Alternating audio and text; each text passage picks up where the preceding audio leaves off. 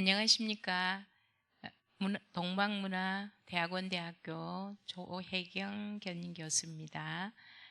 오늘 여러분을 뵙게 된 것은 미술심리 작업치료의 이론과 실제에 대한 것인데요. 대학원의 토요반 1교시 장애아동의 미술 심리에 대한 분석과 또 실제적인 재활미술에 대한 부분과 또 평생교육원의 미술심리 작업치료반에서 우리 1, 2, 3, 4강에 대한 기본적인 그런 이론적인 배경을 함께 공유하려고 합니다. 그래서 여러분이 나누어 드린 위문에서 그 내용들을 참고하시고 함께 풀어가는 그런 시간이 됐으면 좋겠습니다. 이제 제법 날씨도 살살하잖아요, 그죠? 그래서 실내에 있는 시간들이 좀 많기도 한데 이럴 때 여러분이 어떤 생각을 하면서 그러면 나는 현장에 또 연구에서 여러분의 과제에서 무엇을 적용하고 실천해야 될지는 또 다른 이제 생각할 수 있는 귀한 시간표라고 그렇게 생각을 합니다. 자, 먼저 1강을 한번 살펴보겠습니다. 1강을 살펴보면 미술 심리 분석의 이해를 해놨습니다. 미술 심리 분석의 이해라는 것은 여러분이 이제 벌써 1학기, 2학기, 어떤 친구는 벌써 4학기를 이제 거치면서도 이 부분은 꼭 핵심적으로 짚고 넘어가야 될, 꼭 숙지해야 될 부분이기 때문에 한 번 더 보겠습니다. 기본적인 심리 분석의 중요한 요소를 익히고 그 부분에 대해서 구체적으로 적용할 수 있는 부분을 목적으로 합니다. 그래서 그림 분석의 5가지는 기본은 색입니다. 색, 그 다음에 형태, HTP는 어떻게 나타났는지, 크기와 위치와 선, 그리고 기타로 볼 수 있는데 5가지 요소로 볼 수 있습니다. 그래서 이 색이 어느 쪽으로 형태에 붙어 있느냐에 따라서 분석이 달라지기 때문에 옷에 있는 빨강색은 분노, 비판, 공격이지만 집에 있는 빨강의 의미는 우환을 의미합니다. 그죠? 그래서 따뜻한 색, 여러분이 생각하는 노랑, 주황, 분홍, 또 보라, 빨강 이런 색이 있으면 집에서는 가정 환경에 우환이 있는 걸 의미하기 때문에 다르다는 거죠.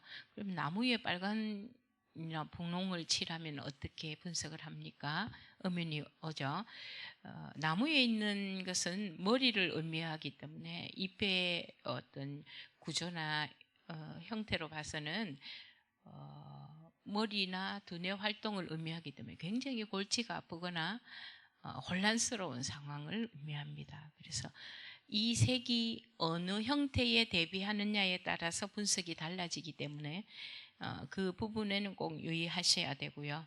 색의 개념에서 애정의 요구에서 여러분이 생각하고 있는 기본의 원리는 노랑입니다. 노랑은 기본적인 애정의 요구입니다. 요구인 동시에 보호나 자기 중심적인 사랑을 의미합니다. 그래서 나만 사랑해 주세요 할 때는 노란 장미를 보냅니다. 그죠? 노란 장미를 주면서 나만 사랑해줘, only you 이렇게 고백하는 거하고 같습니다. 자, 노랑은 유치원의 노랑버스, 그죠? 그리고 뭐 아이들이면은 뭐 책가방은 아니지만 그 가방, 그리고 뭐 장화, 원복 이런 것도 다 노랑을 의미하는 것은 보호의 개념입니다. 그래서 노랑, 우산, 공제회 뭐 이런 것도 나오잖아요. 그죠? 자, 그다음 노랑을 넘어서 예정의 요구에서 결핍으로 넘어가는 것은 주황입니다. 주황은 결핍에 왔기 때문에 나타나는 심리적인 부분은 아동에게 특히 나타나는 심리적인 부분은 집착 아니면 회피로 나타납니다. 집착은 뭐냐? 엄마 시장 갈 때 나 데리고 가. 나 데리고 가서 맛있는 것도 사주고 장난감도 사주고 그리고 나랑 손잡고 다녀. 근데 그렇게 안 해주면 시장 바닥에서 드러눕습니다.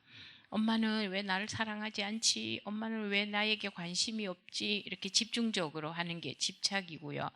회피는 뭐냐면 어머니가 시장을 다녀올 동안 저는 블럭을 가지고 놀다가 어머니가 삶아 놓으신 계란도 먹고 물도 마시고 숙제도 해 놓을게요. 어머니 다녀오세요. 저 걱정은 하지 마세요.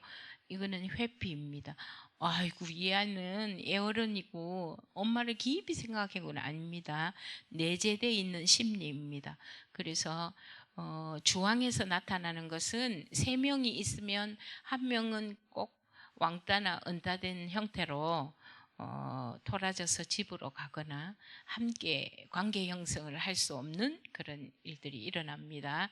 자, 주황에서 분홍으로 가봅시다. 분홍은 특히 엄마로부터 사랑받지 못해 아픈 마음입니다. 어머니의 양육 태도로 인해서 언니는 사랑해 주는 것 같고 동생 사랑 중에 왜 나만 사랑을 안 해주지 하는 거기서 나타나는 색이 분홍입니다. 그래서 핑크핑크한 어여쁜 공주나 너는 너무 마음이 아름답구나가 아니고 너가 상처받았구나, 사랑받지 못해서 아픈 마음을 가지고 있구나, 이렇게 분석하셔야 됩니다. 자, 다음은 갈색입니다. 갈색으로 넘어가면 이미 중독에 해당하는 ADHD에서 나타나는 아동이나 청소년에게 주조적인 집중의 색깔은 갈색입니다. 갈색은 경제결핍, 애정결핍, 욕구, 불만을 의미합니다. 그것은 경제적인 결핍이 와도 또 애정적인 결핍이 와도 또 욕구, 불만이 생겨도 갈색을 쓰게 되어 있는데요. ADHD 중에 공격성이 있는 아이들은 총이나 칼이나 모든 도구들을 갈색으로 하고요. 내향적인 아이들은 국수도 갈색, 통닭도 갈색, 하늘에서 비가 내리는 대신에 맛있는 음식이 내려와요. 나무에도 아이스크림이 걸리고 통닭이나 햄버거가 걸리고 그래서 식탐이 나타납니다. 그래서 갈색에서 오는 것은 중독을 하는 물질적인 중독이 나타납니다. 흡연이나 음주나 마약의 중독, 또 인간에게도 중독이 나타납니다. 자, 거기서 더 심리적인 형태에서 발전된 것은 빨강입니다. 빨강은 분노, 비판, 공격이지만 이걸 365일 동안에 머리부터 발끝까지 빨강만 선언한다면 뇌질환, 정신질환도 의심해 볼 수가 있습니다. 자, 빨강에서 검정 테두리는 분노 폭발입니다. 유영철과 같은 묻지마 살인하는 사람들의 심리적인 색깔은 빨강과 검정이 주조색으로 나타납니다. 그래서 색의 의미를 아셔야 되고 형태의 의미는 구체적인 것은 2강에서 할 건데요. 크기나 위치나 선은 크기가 클수록, 집은 크기가 클수록 산이 엄마의 산은 멀리 있으되 높고 둥글고 클수록 엄마의 정체성이 높고 집에 대한 사랑하는 강도가 큽니다. 그래서 나무도 너무 크게 그리면 자기 허세가 있지만 적당한 크기가 요구되어지는 겁니다. 위치가 하늘에 있는 아빠의 태양이 땅에 떨어졌을 때는 아빠의 정체성이 떨어진 겁니다.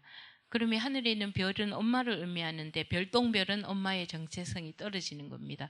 그래서 제 위치에 있지 않는 크기나 위치에 있지 않는 형태의 의미는 분석이 달라집니다. 다음은 선입니다. 전묘로 콕콕콕콕 찍은 선은 불안, 초조, 걱정, 근심입니다.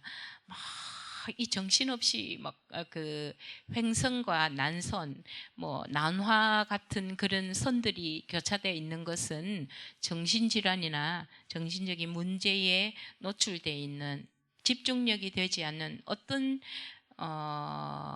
사건이나 문제나 충격으로 인해서 두뇌 활동이 되지 않는 그런 상태를 의미합니다. 그래서 이 5가지의 기본적인 분석이 있고 모든 그림은 분석할 때 오른쪽에서 왼쪽으로, 위에서 아래로, 그래서 원근법에서 기본 원리가 적용된다라고 보시면 됩니다. 자, 두 번째로 넘어가서 중요한 색채의 심리는 애정에 대해서 하셨잖아요. 그러면 심리 생리적인 의미는 뭐냐면 원래의 색의 빨강은 정열이나 열정이나 활기를 의미합니다. 그런데 심리 생리적인 의미는 분노, 비판, 공격이기 때문에 굉장히 다르다는 거죠. 그러면 원 색깔을 잊어버리라 그런 의미가 아니고 기본 원리로 갖고 있대 심리 생리적인 의미는 분명히 갖고 계셔야 된다는 겁니다. 자, 그리고 뭐 예를 들어서 보라도 굉장히 거룩, 성직자를 의 어떤 의미하는 후드나 이런 그 신학에서 졸업할 때도 이제 보라색을 쓰잖아요. 성스러움 그런 걸 의미하지만 예술가에게서도 굉장히 예술적 감각이 뛰어난 분은 보라색을 의미하지만 여기서는 질병과 그 상해, 스트레스 이런 걸 의미합니다. 그래서 심리 생리적인 의미는 다르다는 거 기억하셔야 되고요. 혼합색의 의미는 여러분이 생각하는 혼합색의 의미가 물감에다가 흰색하고 분홍을 빨강을 섞었는데 분홍이 나왔다. 그런 의미가 아닙니다. 빨강, 파랑 줄무늬 셔츠를 그렸다. 동생이 태어났다. 그런데 나는 집중적으로 빨강과 파랑의 그걸 집중적으로 그렸다. 이거는 부러움과 질투심에 동시에 나타나는 거라는 겁니다. 둘째가 태어나면 첫째가 갖는 의미는 부인이 남편이 어떤 여자를 데려와서 우리 집에서 같이 함께 살아가는 의미하고 똑같습니다. 그래서 내가 원하는 원피스를 그 친구에게 입히고 뭐 이런 상처받은 마음, 이게 첫째에서 나타나는 부러움과 질투심의 의미라는 거죠. 그래서 혼합색은 그 의미가 다르게 나타납니다. 그런 된 이 내용을 익히시면 되고요. 치료의 개념에 들어갔을 때는 주황이나 노랑, 분홍은 치료에 가장 적합한 색입니다. 그래서 그 연구실이나 여러분 상담실을 방문하면 흰색의 벽이나 핑크색의 연한 핑크의 벽을 사용하는 걸 봅니다. 그래서 안정이 오는 색이기 때문에 그 부분을 활용을 잘 하셔서 차가운 색보다는 따뜻한 색으로 치료의 개념을 역으로 활용하시면 굉장히 좋습니다. 자, 그 다음 부위와 형태와의 만남에 좀 전에 말씀드렸듯이 빨강이 어디에 있느냐에 따라서 다르고, 그게 머리에 핀으로 있다면 골치가 아픈 거잖아요. 그죠? 그런 것처럼 구체적인 부위와의 만남이 여러분이 혼선이 오지 않도록 좀 집중적인 이론적인 배경을 잘 보셔야 됩니다. 형태의 중요성을 넘어가면 어머니는 형태의 의미에서 HTP에서 여러분이 아이들이 하우스 트리 폴슨 해서 집, 나무, 사람을 그리려고 하지만 그것만 그리는 게 아니고 어머니의 형태를 의미하는 아버지, 가정환경, 기타를 의미하는 여러 형태의 그림을 그리거든요. 자, 그 그림에서 분석할 때의 형태의 의미는 어머니는 달과 산, 배, 여러분 이제 바다에 타는 배, 그리고 꽃으로는 튤립, 그리고 둥근 자동차, 또 여러분이 생각할 때 짐승이나 동물들이 다 어머니를 의미하는가 좀 의문이 되기도 하지만 호랑이를 제외한 모든 동물은 어머니라고 보시면 됩니다. 호랑이만 제외하는 거는 꼭 아니라는 것이 병아리나 유니콘, 환상적인 동물이죠. 그죠? 이렇게 날개가 달린 그런 동물, 오리 새끼, 이렇게는 제외하고는 다 엄마로 보시면 됩니다. 그래서 호랑이는 아빠라는 거죠. 그래서 그러면 아빠로 넘어가 보면 아빠를 의미하는 것은 꽃은 해바라기입니다. 해바라기가 2개 있다. 자, 태양이 2개다. 그리고 버섯집이 2개다. 이거는 엄마의 외도입니다. 아빠가 둘이라는 거죠. 아이들이요, 그 축제 때 제가 단독으로 심사위원을 가서 50장의 벽화를 본 적이 있는데요. 아이들이 각각 초크를 가지고 그림을 그렸는데 50장을 한눈에 확 보면 저 가정에는 아빠의 외도구나. 이건 엄마의 외도구나. 얘는 가정에서 폭력으로 시달리고 있구나. 이 아이는 심리적으로 굉장히 복잡하고 이게 한눈에 확 들어옵니다. 마음이 굉장히 아프죠. 아프고 바라보는 부모들의 눈길이 심사위원장님께서 심리로 보실 겁니까? 주제로 보실 겁니까? 아이들의 실력으로 보실 겁니까? 제가 셋 다 봅니다. 셋 다 보지만 마음이 아픕니다. 이렇게 표현한 적이 있는데요. 모든 그림에는 다 나타나게 되어 있습니다. 그래서 아빠를 의미하는 것은 가로등, 그죠? 태양, 가로등, 그리고 각진 자동차, 각진 건물, 기하학적인 형태의 건물. 그래서 아이들이 아파트를 많이 그리기도 하죠. 자, 그리고 아빠를 의미하는 것은 호랑이. 그렇게 보시면 되고요. 자, 그다음 가정 환경은 화지의 바탕. 칠하지 않는 화지의 바탕은 뭘 의미하냐면 나의 가정 환경을 숨기고 싶다는 거예요. 또 하늘에도 가정 환경이 나타납니다. 구름이 대다 많다. 이거는 만성적인 가정 불화에 아이가 노출되어 있다는 거예요. 그림이 너무 혼란스럽다. 엄마의 다툼이 나는 너무 힘들다. 그럼 바람의 의미가 있다. 나는 너무 더 혼란스럽고 이 가정에 견디기 힘들다. 이런 의미입니다. 자, 까만 밤하늘이나 노을진 하늘을 그렸다. 이거는 언제 무너질지 모르는 가정에 대해서 아이가 불안한 상태를 의미합니다. 자, 모든 물입니다. 어항에서부터 시냇물, 강물, 바다, 물, 우물물 싹 다 가정 환경입니다. 성경에서도 내 울문물이 넘쳐나지 않게 하라 이런 것처럼 거기서도 엄마의 외도가 나타납니다. 그래서 그게 물고기가 있냐 없냐, 뭐 집이 빠트려져 있냐, 아니면 한 아이가 다리를 들고 있냐, 외가리가 다리를 들고 있냐에 따라서 분석이 달라지듯이 가정 환경의 의미는 굉장히 중요하게 나타납니다. 집을 그렸는데 4가지 이상의 색이 나타났다. 나는 이 집 구석에서 나가고 싶다. 구조 요청도 의미합니다. 그래서 어떤 형태의 그걸 대비했느냐가 중요하고요. 자신을 나타낸 것은 HTP 중에서 트리입니다. 그래서 나무는 줄기를 의미하는 것은 신체입니다. 신체가 휘어졌다. 이거는 척추에 문제가 생겼거나 외형상의 신체의 발달에 문제가 생겼을 때 휘어진 줄기를 그립니다. 가지가 없고 끊겼다. 이거는 발달 장애나 그 뇌졸중의 전조증을 의미하기도 하고요. 가지가 있으나 굉장히 예민하다. 이런 뾰족뾰족하거나 둔감하거나 아니면 어떤 충격으로 인해서 가지가 보이지 않는다는 것은 어떤 충격으로 인해서 두뇌 활동이 활발하지 않는 상태를 의미합니다. 거기에 달린 열매는 내게 영향력을 끼치는 사람의 잔소리가 너무 싫다는 것을 의미합니다. 꽃이 흐드러지게 떨어진다. 이런 의미는 나의 지금 현실이 너무 혼란스러운 것을 의미합니다. 뿌리가 너무 지저분하다. 빨강이나 출혈을 의미하는 것들이 있고 벌레가 있고 알이 있다. 이거는 임신이나 임신 가능성도 있고요. 그 줄기에다가 구멍이 나고 거기서 뱀이 투하돼서 뱀이 내 몸을 휘감고 있을 때는 성폭행과 줄기로 중간 줄기에서 나온 것은 성적인 희롱이나 그런 거에 대한 외상 후 스트레스를 의미합니다. 그래서 모든 나무에 이 아이의 가지고 있는 두뇌 활동이나 심리 상태가 나타나서 HTP는 굉장히 중요하다는 거죠. 자, 그러면 2강으로 넘어가서 2강에서 여러분이 볼 수 있는 부분은 초기 면담에 사용하는 기법입니다.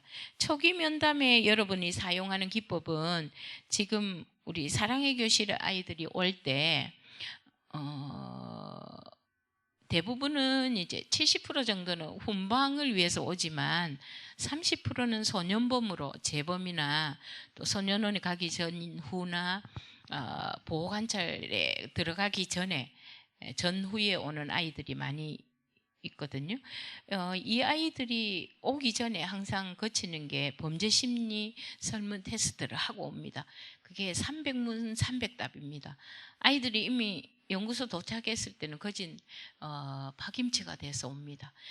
안 그래도 공부하기 싫고 학습하기 싫고 집중력이 떨어지는 아이들이 그 300문 300답이 엄청 어려워요. 그래서 들어오면서 쌤 뭐라 하려면 지금 빨리 뭐라 하세요. 자꾸 웃고 그러지 마시고. 그래서 초기 면담은 아이들에게 설문을 절대 안 합니다. 아무 이야기 하지 않고 집, 나무, 사람을 그리는 형태의 의미, 형태의 구체적인 내용은 말하지 않습니다. 기본 어떤 각인된 것이 있으면 심리적인 테스트가 안 되기 때문에 집, 나무, 사람을 어떤 형태로 그리고 그림을 그리되 뭐냐면 하지 말아야 될 것은 없습니다. 아이들은 워낙 규제를 많이 당하기 때문에 집, 나무, 사람만 그려야 돼요 이렇게 하지만 아니 다른 거 그려도 돼. 그런데 집, 나무, 사람을 빼면 안 돼. 그 부분은 분명히 해줘야 됩니다. 그래서 1주차에 아니면 초기 면담의 가장 중요한 기법은 하우스 트리 펄슨입니다. 그러면 선생님 피플이 아니고 왜 펄슨을 써요? 아이들이 이렇게 물어보기도 합니다. 그래서 한 사람의 심리의 중요성이지만 나는 꼭 여러 명 그리고 싶어야 하는데 제재할 필요는 없습니다. 자유롭게 남겨두되 집, 나무, 사람이 어떻게 부각돼서 조기 면담을 할 수 있는지 그 부분을 알기 위해서는 구체적인 여러분이 하우스 트리 펄슨에 대한 형태의 의미를 명확하게 익혀두셔야 된다는 거죠. 그래서 집, 나무, 사람 여러분이 이제 내가 경찰청에 연계된 예를 들어서 사랑의 교실의 위탁기관이다.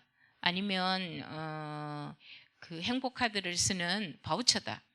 아니면 뭐 교육청에 수업을 들어간다. 아니면 위클래스에 초중 고등학교에 상담교사로 간다. 했을 때 동시에 여러분이 초기 면담에 쓸 수 있는 기법의 하나는 HTP라 보시면 됩니다. 그래서 여러분이 예술심리 치료사 아니면 예술심리 통합예술 심리 상담사 미술심리 치료 치료 지도사 다양하게 여러분이 불려지는데요. 그렇게 할 때는 항상 육화 원칙에 의해서 여러분이 집, 나무, 사람에 대한 그것을 구체적으로 결과지에 기록을 하셔야 됩니다. 그래서 그 형태의 의미를 잘 모르고 분석을 하거나 거기에 여러분의 의견을 넣는다면 왜곡되기 쉽고 또 내담자도 클라이언트도 그렇게 생각합니다. 아니 저 선생님은 그림 보고 때려 맞추네. 이거 혹시 타로 아니에요? 아니면 선생님 돗자리 까세요. 이런 아이들도 있어요. 어떤 아이들은 선생님보다 우리가 심리 더 많이 배웠어요. 배웠다기보다는 체험을 했다는 거죠.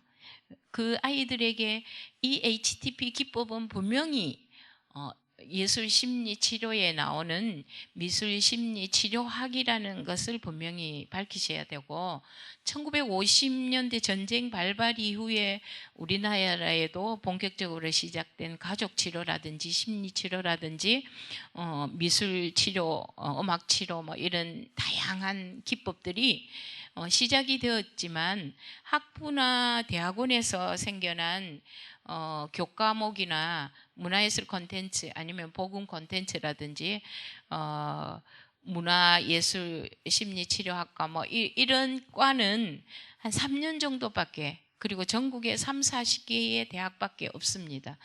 그래서 이제는 여러분들도 굉장히 중요한 시기를 맞았다고 생각하시면 되고 여러분 어차피 지도자가 될 것이고 또 강의도 할 거고 심리 치료도 하고 연구소도 이제 여러분들이 만들어 나가실 건데 이 초기 면담의 기법을 확실하게 숙지하지 않으면 오류가 생긴다는 것을 여러분이 꼭 기억하셔야 됩니다.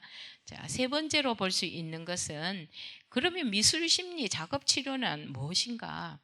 제가 이제 전국에서 이제 최초로 그 1급 미술 심리 분석 상담사가 있는 분들에게는 이 1급을 기준으로 해서 미술심리작업치료사라는 자격증을 처음으로 도입을 하게 됐는데요. 도입을 할 때 주변에서 조금 이제 많은 말들을 들었습니다. 아니, 미술 심리 그 분석만 잘하면 되지 왜 이걸 자꾸 복잡하게 만들어서 콘텐츠도 만들고 프로그램도 만들고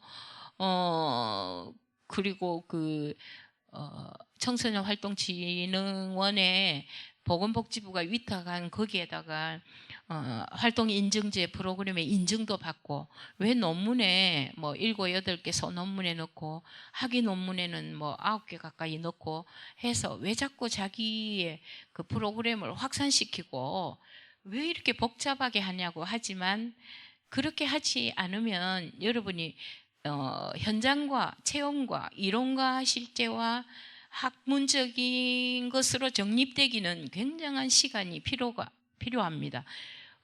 선행 연구에서 볼 수 있는 부분도 거진 없습니다. 그래서 굉장히 중요한 부분이기 때문에 여러분들이 왜 작업치료를 해야 될 수밖에 없는지를 아셔야 됩니다. 분석을 한다는 것은 의사가 진단하는 거하고 똑같습니다. 임상미술에서도 정신과에서도 HTP를 씁니다. 그것은 하우스 트리 펄스를 각장으로 씁니다. 우리는 통합적인 의미로 쓰지만 지금 대학원에서도 임상미술치료학을 한 학기를 제가 강의를 했는데요. 정신과 의사 선생님과 조인해서 같이 특강도 하고 또 이렇게 계속적인 교류도 하고 있는 상황인데요. 여러분들이 생각을 할 때에 그만 나만 알고 있는 기법에서 그치고 여기서 그냥 조그만하게 초기 면담에만 도입하겠다는 생각은 버리셔야 됩니다. 이 기본에서 나오는 심리 치료는 뭐냐면 소근육 발달 활동 이전에 상처와 외상후 스트레스 우울 등으로 인해 겪게 되는 아픔을 치료하며 회복하는 데 목적이 있습니다. 그래서 그 교과목과 우리가 치료하는 데의 목적을 분명히 아셔야만 실질적인 것에 적용을 할 수 있습니다.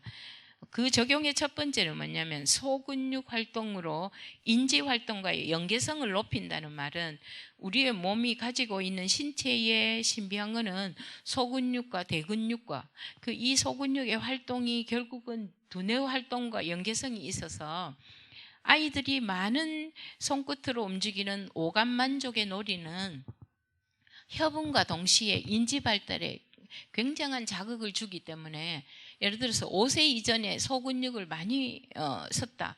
이 아이는 분명히 인지가 발달되고 그 모든 감각의 부분이 살아나게 되어 있거든요.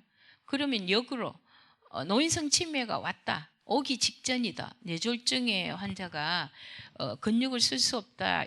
쓰는데 불편하다 할 때도 소근육을 많이 쓰면 회복이 되거나 악화가 되는 게 중단이 되거나 이런 효과들이 임상에서도 나타나고 많은 이제 선행 연구에서도 있습니다. 그 부분은 뭐냐면 여러분이 아이들에게 큰 블럭을 줬다. 그 다음에 중블럭을 주고 소블럭을 주고 아주 깨알 같은 작은 블럭을 줬을 때 이 아이가 가지고 놀이를 하면서 또 뭐 여러 가지 퍼포먼스 미술을 통해서 오감 만족 놀이를 했다 할 때는 많은 그 인지 발달에 영향력을 끼친다는 거죠. 선행 연구에서도 있고 여러분들이 알고 있는 많은 수업의 확장에서도 유아교육이나 아동교육이나 청소년 교육에서 분명하게 나타나는 사실이라는 거죠. 그래서 어르신들에게 전 연령대에 적용을 할 때 그러면 나는 소근육을 어떻게 적용할 것이고 확산을 할 것인지 그런 컨텐츠를 또 프로그램을 활용을 할 때 여러분 지도자에게서는 이 사람이 멀티냐 아니면 이 사람은 한계가 있느냐를 볼 수 있는 부분은 그 프로그램이나 콘텐츠를 어떻게 응용하고 활용하느냐에 달려 있습니다.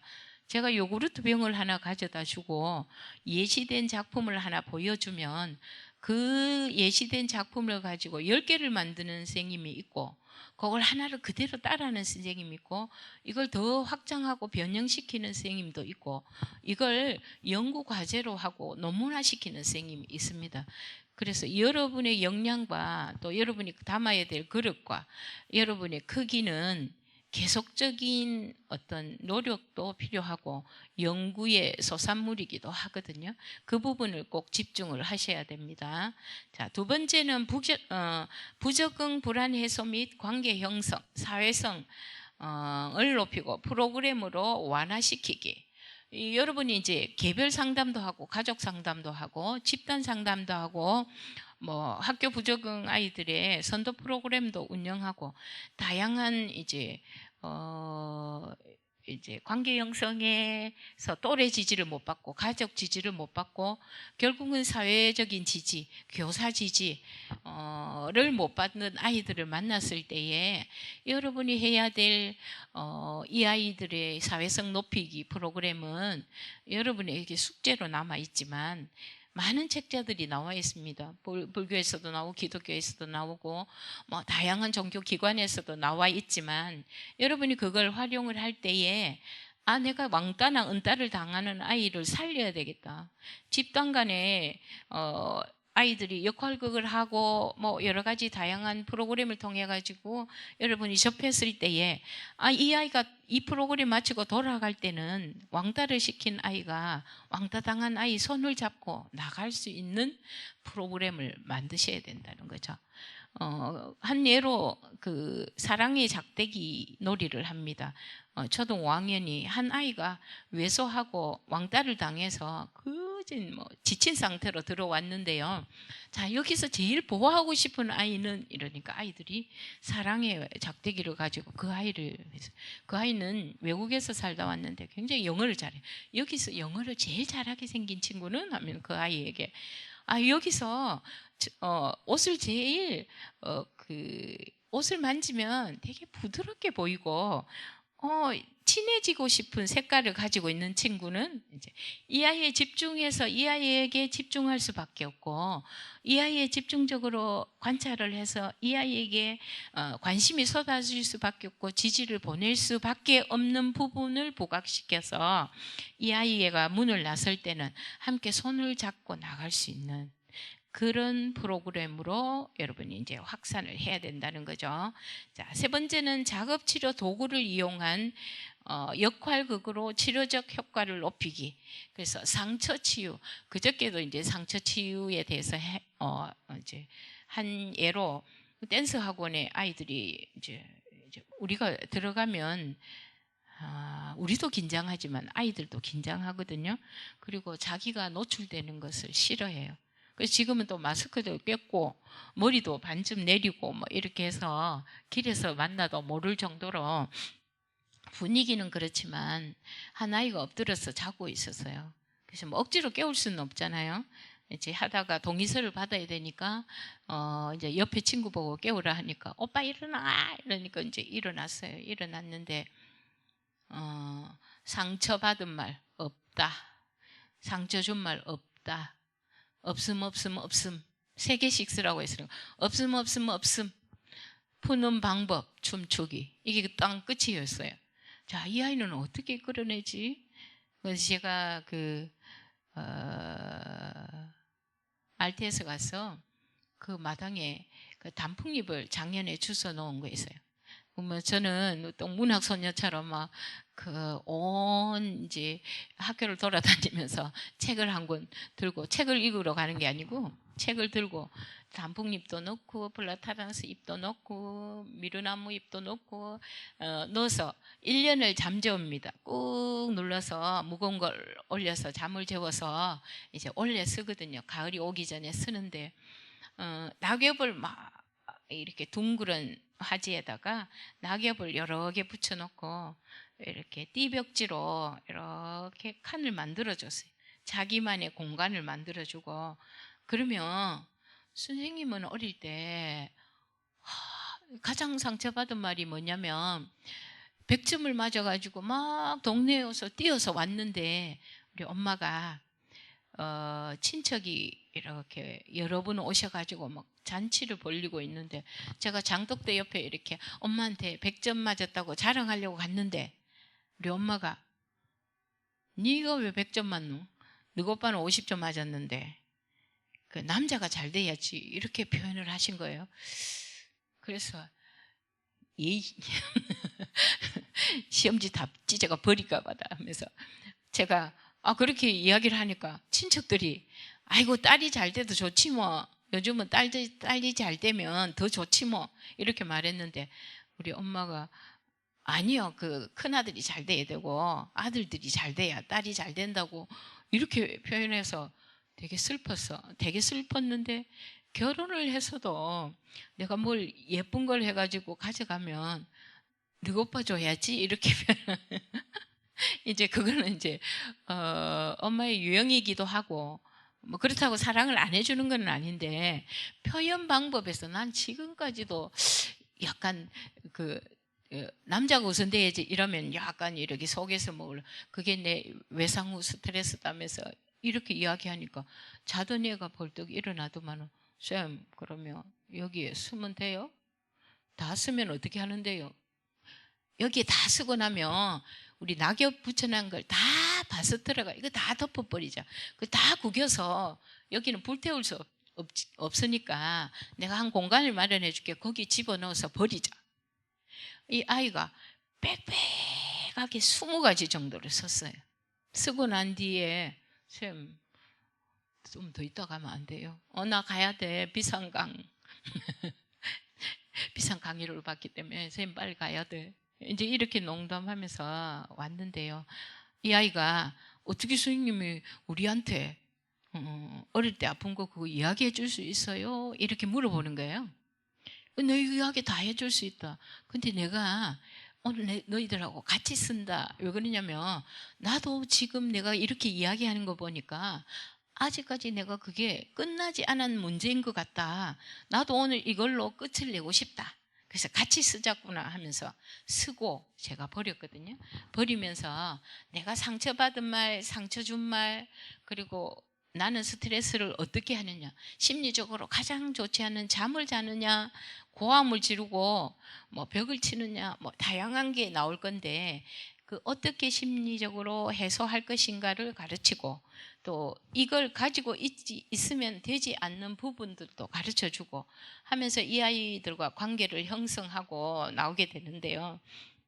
작업의 도구는 초등생 같은 경우는 감자를 위클래스에서 아예 감자를 한 2박스 정도, 전교생이 다 작업을 해보기 때문에, 그러면 그 감자에다가 이쑤시개를 부러뜨려서 꼽으면 그거는 이제 고슴도치가 됩니다. 상처받은 고슴도치도 제 어미에게는 마음문을 열면 그 가시를 사라라라 영상에 보면 사라라라 내리거든요.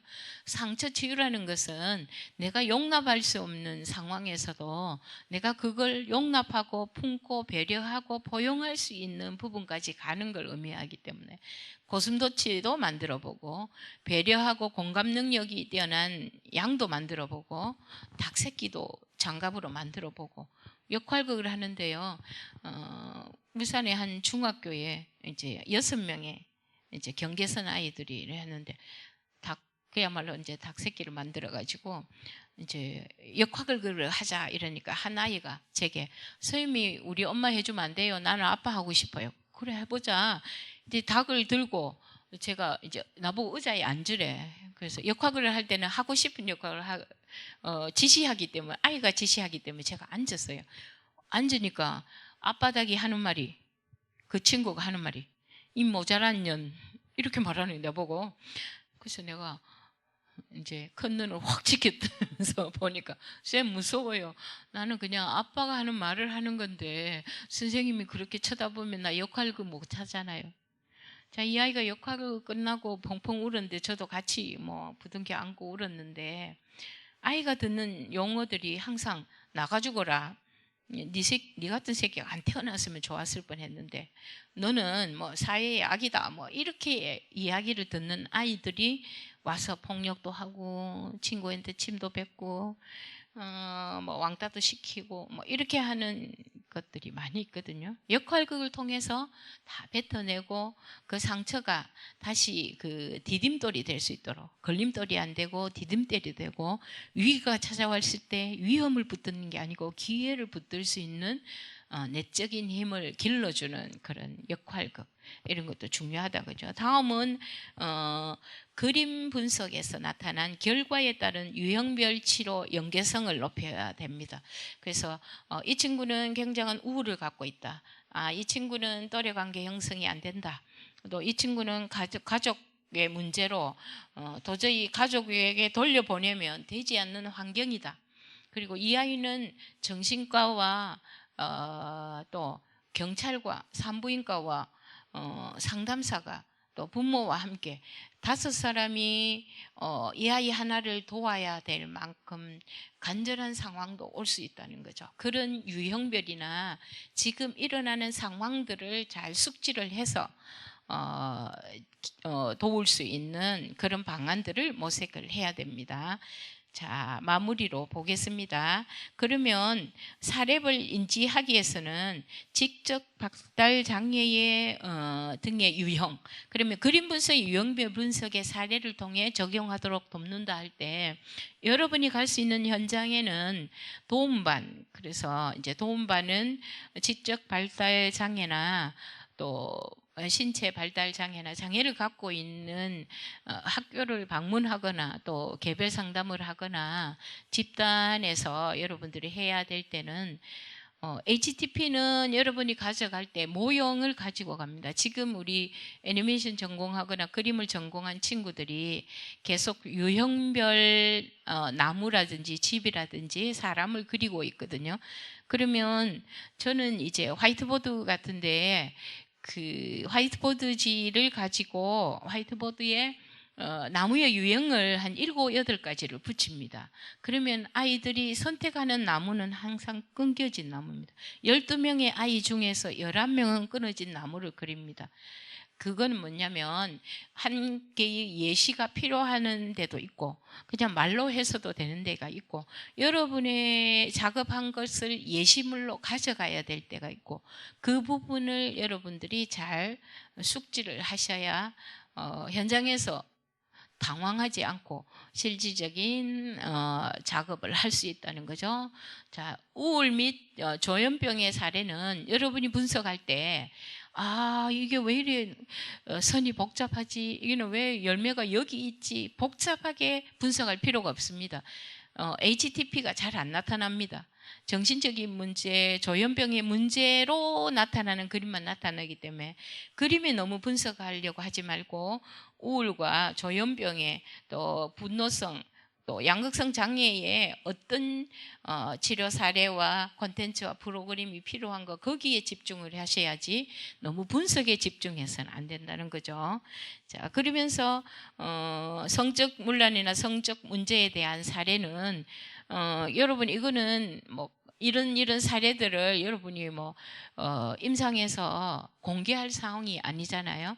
그래서 여러분이 임상을 거쳐서 영화화된 것을 보셔야 됩니다. 그래서 그 오래된 비디오인데요.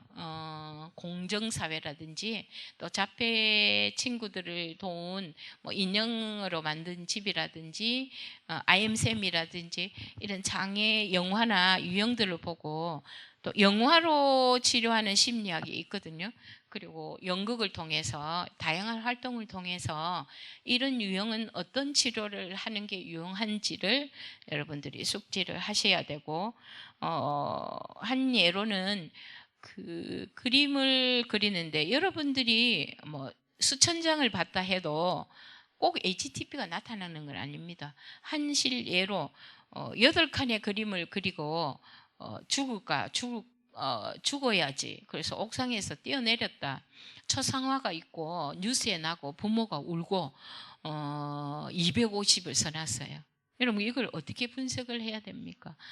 이거는 이 아이가 이제 청소년에게서 힌트를 얻은 건데요. 쌤 이거 250은 불법 낙태 금액이잖아요.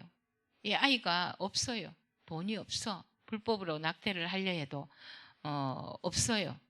이제 청소년 보호법에서는 이 아이가 40만 원으로 그 낙태를 할 수밖에 없는 상황에 왔을 때는 청소년 보호법을 하게 되어 있거든요.